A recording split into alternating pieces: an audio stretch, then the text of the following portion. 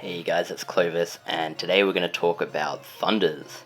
We only have a few of these left to do, and Thunders actually are a pretty small archetype. They're not that strong, so this won't be the longest video out of all of them. But of course, as always, there's still tough stuff to talk about. So we're going to talk about the leader abilities first of all, as we usually do, because they're my favorite thing. They're also usually the most important. But for these guys, there's actually like a different case going on. So if you go to like the level 5 Thunders and you look at their leader abilities, they have the same set as Warriors, which is a extremely weak set.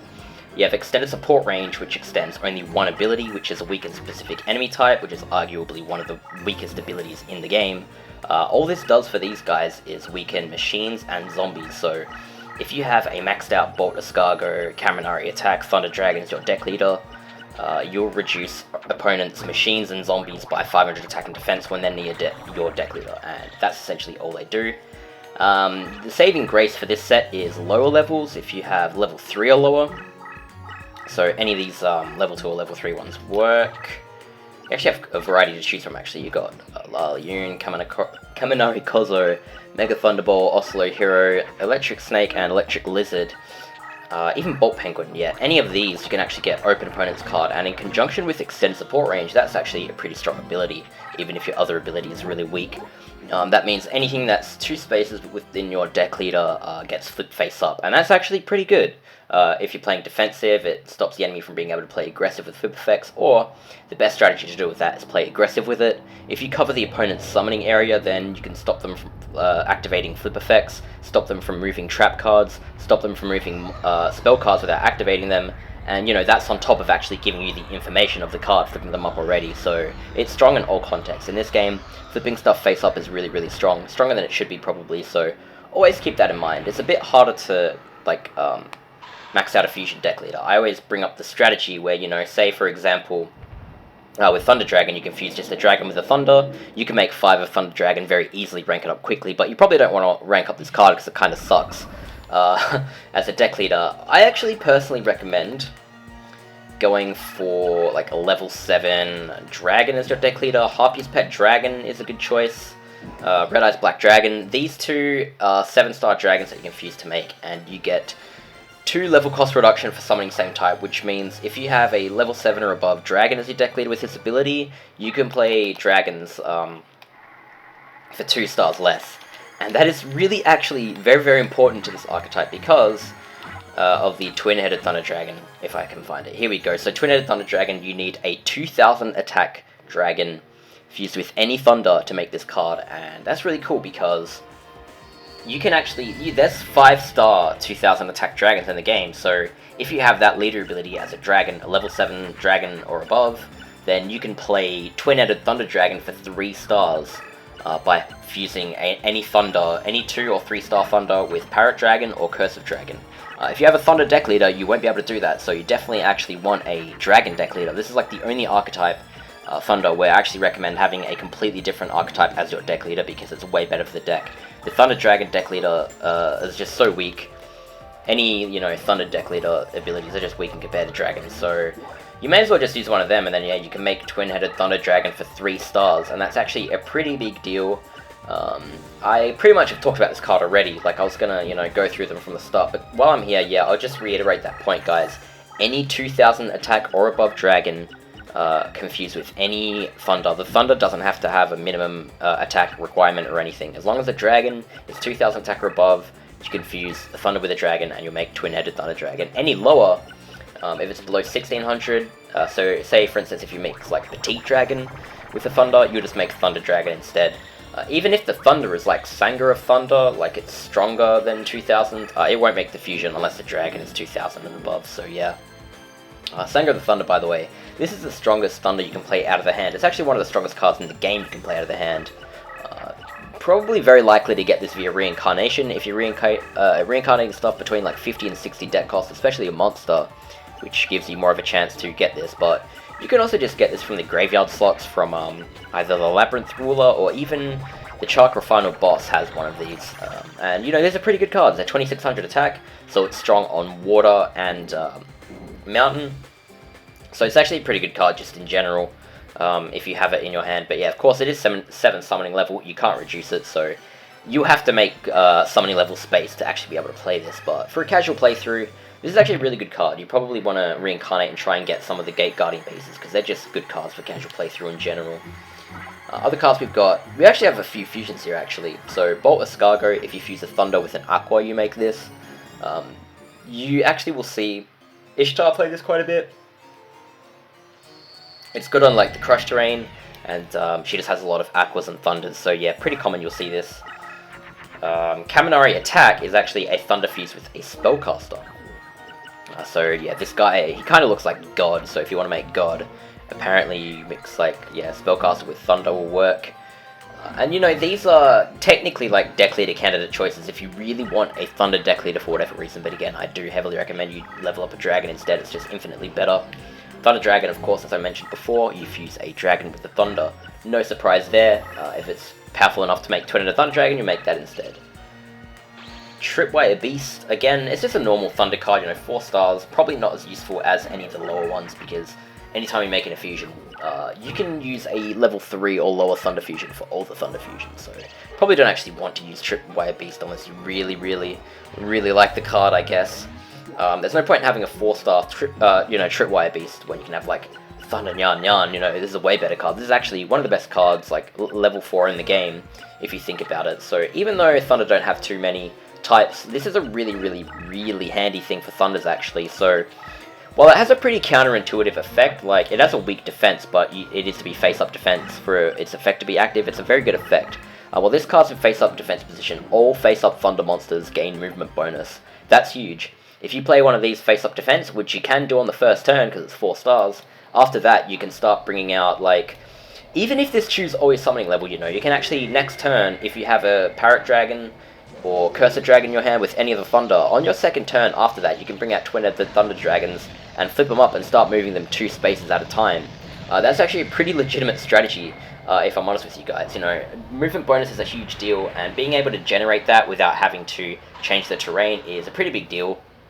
Nothing actually weakens Thunders, and you can always stick equips on it, so, you know, and even after you play them, you can play stuff like Mystical Elf with the fusion and stuff like that. So strategies involving, you know, buffed twin-headed Thunder Dragons is probably what you want to go for, considering you want to bring these out, you know, big damage pretty quickly. And twin-headed Thunder Dragon, despite being the most, you know, the highest damage, is actually one of the most efficient fusions in the game, if you consider the leader ability. So always remember that, guys.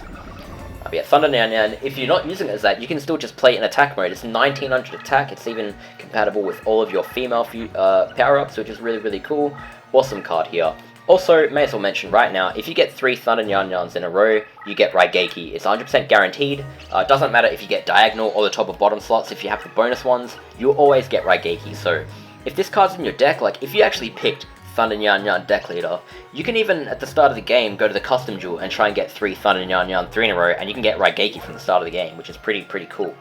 I wouldn't hold your breath though, it's pretty hard to get 3 in a row at the start of the game, but, you know, it is possible. You know, it's something you can do if you really have a lot of time on your hands and you like doing fun stuff like that. I always like farming decks before I start the game, makes it more fun, so yeah. Immortal of Thunder, pretty unique card. It's the only card in the game that actually affects female monsters, apart from, you know, the equips and stuff. Well, this card's in face-up defense position. All female monsters are reduced by 500 points. Which is, you know, somewhat efficient. I don't know, it's like, you can use this against Taya if you had it in your deck and played it on the first duel, but outside of that, you probably wouldn't mind too much. I mean, a lot of the points where it matters, you know, a lot of, like, female cards usually are quite high damage or have more power-up support anyways, so this kind of falls flat, this effect, personally, but, you know, it's a 4-star, it's better than Tripwire Beast in terms of attack, so there's always that. Bolt Penguin and Kaminarikozou, these are just, you know, 2 generic, like, Bolt Penguin is 3 stars and it's water, Kaminarikozou is 2 stars and it's light. You have a variety of light, earth, even a water card, and wind in the Thunder archetype, so it is a bit annoying, I think, because, you know, you're always going to be playing, like, twin-headed Thunder Dragon, and Thunder Nyan means you want light cards in your deck, so you probably will have to omit the non-light cards, like Bolt Penguin. It's probably a better idea if you use, like, Oscillo Hero and Electric Snake.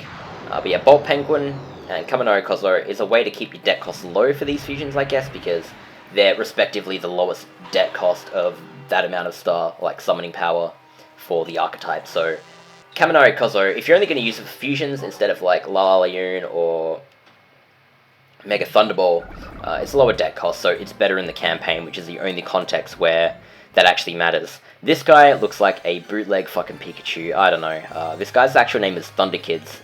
Kaminarikozou is just a weird translation. They actually translated this title before they actually printed the card in the English version. That's why it has a different name to the real card. But yeah, enough trivia about that shit. LaLa Li-oon is a big thundercloud. It looks like Violent Rain. It's got the same model. But when this is in face-up defense, it weakens all machine monsters. So if you use that in conjunction with your Thunder Leader ability, you can weaken machines by 1,000. Whoa, what a big deal. Yeah, I don't know. This is just fusion fodder. Same with Mega Thunderball. Mega Thunderball is probably the best one because it actually takes control of the opposing monster for a turn if it's a machine. And, you know, you can do some wacky stuff with that if you want, but I wouldn't hold my breath on it. Again, these like machine abilities are only really useful if you're versing machines, so in context of the game, they're only really useful if you're versing Keith. Otherwise, you know, they won't really pop up, so yeah. While we're here, though, we have 3 more effect monsters that are 3 stars. Oscillo Hero is probably the best one of the 3. It has 1,000 attack, which isn't too bad for 3 stars, and the effect's actually not too bad. Increases 800 bonus points in battles against fish. Again, that, you know, it only pops up when you're against fish, but if you are against fish, that's 1,800 attack for 3 stars, so in that context, it's actually pretty fucking good. Electric Snake increases 1,000 bonus points in battles against machine monsters. Same point going there. Thunders really hate machines, I guess, which is funny because, you know, you'd think you'd, like, power them up, right? Thunders would electrify machines and actually, I guess it, like, short-circuits them, but, you know, I don't know, I thought you'd, like, provide them with power. I mean, like, if it's like a fucking Machine King and you've got, like, Electric Snake, I don't know how Electric Snake does enough damage to destroy that shit, but apparently it does. Last one is Electric Wizard. This kind of reminds me of the band Electric Wizard, the stoner metal band, so that's cool. But this guy's Earth, 3 stars, and spellbinds the opposing enemy for 1 turn when this card is face up in battle. So this is actually probably the most useful of, like, any Thunder effect because it just stuns them for a turn. It doesn't matter what type they are. Don't need to be a fish or a thunder or anything like that. So yeah, without further ado, we'll just go to the support cards. First of all, I gotta quickly mention the support for the terrain. Thunders get 2 support cards, which is cool.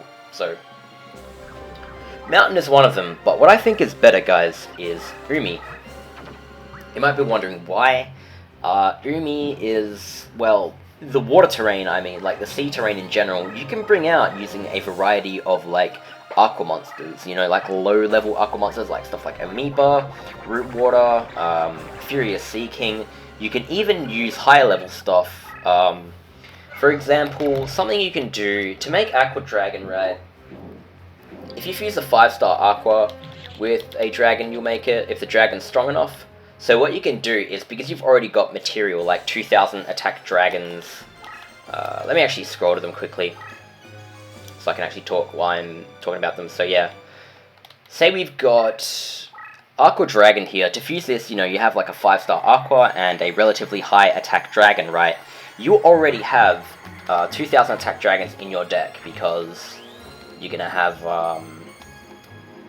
sorry, I'm like trying to find it. I'm in a weird sorting function here. You're gonna look for, say, you got Cursor Dragon and Parrot Dragon in your deck. Here's Harpy's Pet Dragon. I'm not looking for that though. Where are my dragons, guys? I must have scrolled past them, yeah.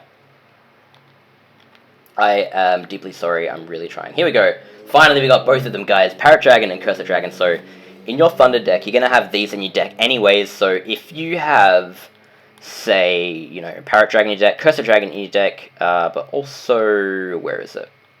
Roaring Ocean Snake, this makes water terrain so you can play this. Then, you know, you can always fuse, like, Roaring Ocean Snake with one of those dragons to make Aqua Dragon, which leaves even more stuff out in the field. And, you know, you might be thinking, like, this doesn't synergize too well. You got Light and Thunder compared to Water Aqua, but there's a variety of stuff you can do. I mean, first of all, you actually have an equip that works on both Thunder and Aqua. So this is, of course, the equip I was going to mention anyway, Spring of Rebirth. It's the only dedicated Thunder equip.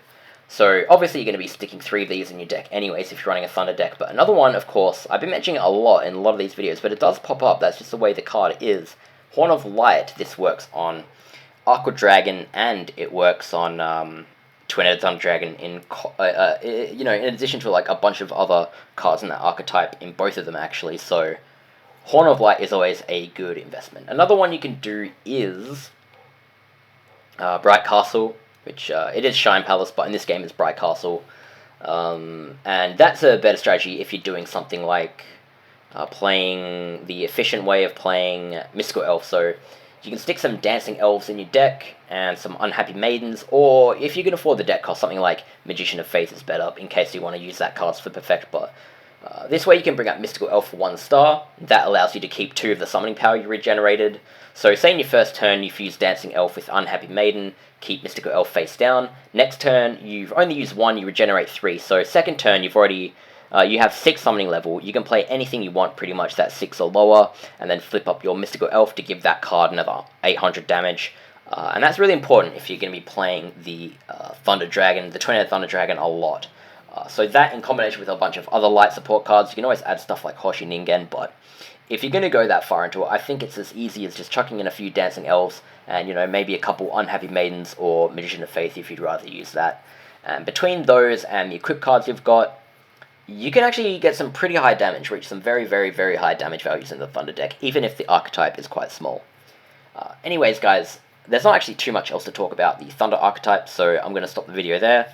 Hope you guys enjoyed this talk about Thunder creatures, and I'll see you guys in the next video. Bye-bye.